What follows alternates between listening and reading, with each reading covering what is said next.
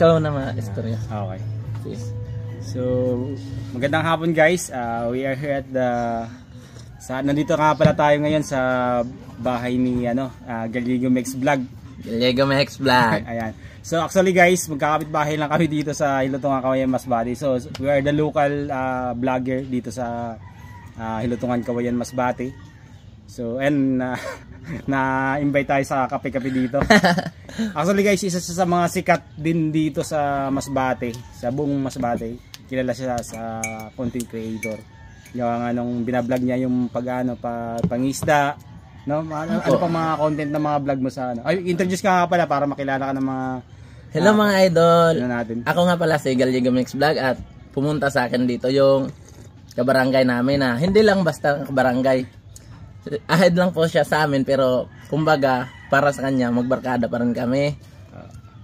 Isa po siyang kapitbahay namin dito sa Barangay Hilutungan at meron po siyang page na Noy TV. Kaya mga idol, sa mga followers ko, suportahan po natin yung page niya. Kasi napakabait po ni Idol Noy TV. Kilala ko po to simula pa noon hanggang ngayon. Pumunta siya dito. Galing pa siyang Dubai. Isa siyang content creator doon sa Dubai mga idol. Kaya mga idol, sino bang hindi mapaproud? Yan na meron kang isang kabarangay na pumunta dito sa'yo kasi proud siya sa'yo. At tayo, proud na proud rin sa kanya. Kasi isa siyang OFW. Akalain mo idol, napakalayo pero umuwi lang dito para makita din tayo. Yan ang mga taong totoo talaga sa sarili. Kaya sa mga followers ko po, pa-support po ng page ni Idol Noy TV. Napakabait po nito. Guys, pa-support na lang din po kayo guys. Kaya actually napaka-famous na nito si Gallego. Magwa 1 million followers na po siya guys. Opo. So yun po yung nakaka-proud dito pero very humble pa rin na tao. Tapos paano ka ba nag-start to ng pagbablog? Oh. Dati lang kami nanonood ng mga yung sa TikTok kasi marami dong iba't ibang mga yung gaya ng mga dance yan mga sayaw kanta-kanta ganyan. Oo. Ginagaya-gaya namin kasi tayo ay komedyante rin ng pagkatao. Tapos biglang may nag-chat sa akin na idol, i-try mo i-vlog yung sa hanap buhay mo. Sabi ko, oo nga no. Sabi ko, sige subukan ko. Nung trinay ko na, pag-upload ko, umabot agad na ang views no ng 600k. Kaya isang vlog mo pa lang yun. First isang vlog lang. Guys, isang first vlog niya 600,000 views. Opo. Kaya first vlog niya. Kaya doon ako nag-focus mga idol. Doon ako nag-focus sa fishing talaga. Kaya hanggang ngayon sa fishing talaga ako nag-focus. Kasi ang natutunan ko lang sa pag-vlog, kung sa fishing ka nag-angat, doon ka talaga sa fishing. Fishing ka lang talaga. May nagustuhan sa kanya ng mga tao.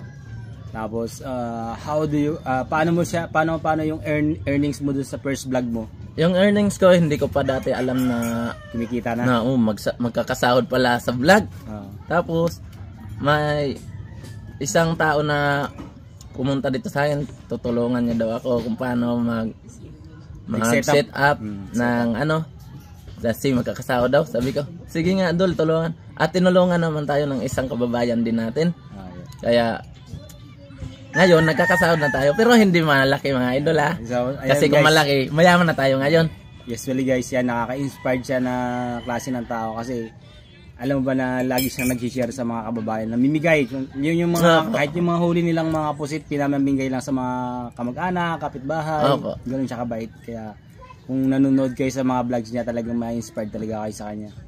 So tapos anong mai-advise mo dun sa mga bagong content creator, mga nag-i-start pa lang mag-vlog? Anong maibibigay mo sa kanila ng mga advice? Ang ma-advise ko lang sa mga small content creator ngayon ay sipag lang po kayo na magawa ng video para po pagdating ng panahon ay malay nyo hindi malalaman yung swerte ng isang tao. At ang masasabi ko po ay ang pag-vlog ay walang halong kaplastikan. Dapat kung ka sa sarili mo, ganon ka rin sa video. Para kung magkita kayo ng isang tagahanga mo, masabi, grabe wala talagang nagbabago sa taong to. Kung siya sa video, yung pag-uugali niya, ganon rin sa personal. Yan po ang i-advise ko sa inyo mga idol. At saka po mga idol, huwag maging madamot. Makipag-engage lang po talaga. Kasi lahat tayo ay kailangan natin yung mga content creator. wala tayong pipiliin. Yung iba, di porket malaki na yung bahay nila, hindi na namamansin ng mga small content creator. Wag po ganyan kasi yan po mga small content creator ang nagpapaangat sa ating lahat. Yan po. So, ayun, Kaya guys. mga idol, sa mga followers ko, pa-support po na page ni Idol Noy TV Ayun, thank you. from so Dubai much. po. Guys, huwag natin kalimutan, suportahan natin ng page ni Galigo Mix Vlog, lalo sa mga ginagawa niyang kabutihan sa mga kapwa niya. Mangingisda kasi lahat halos naman dito Apo. fishing yung mga pamumuhay ng mga tao. So, ayun po guys. Tapos yun sa mga advice niya, makinig tayo kasi galing siya doon sa pinakamababa. Tapos ngayon, nakita naman natin magma 1 million followers na siya dito. Siya lang pinaka sa of all the vloggers of Bilutungan Kaway Masbate, isa yung pinaka umaangat talaga ngayon. So kaya nakaka-proud naman bilang isang kapitbahay, kabarangay. So nakaka-proud na merang isang Galigo Mix Vlog na nakakilala. So ayun po guys, thank you. Peace Maraming out. salamat Thank mga idol.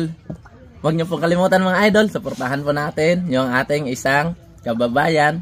Hindi lang basta kababayan. Simula pa noon hanggang ngayon, magkakasama. kilala ko po talaga siya. Mga bata pala kami magkakasama na kami. Isa siyang OFW from Dubai. Kaya mga idol, ang page niya po ay Noy TV. Pa-support po mga idol sa mga followers ko, pa-support po. Thank you so much. You're welcome.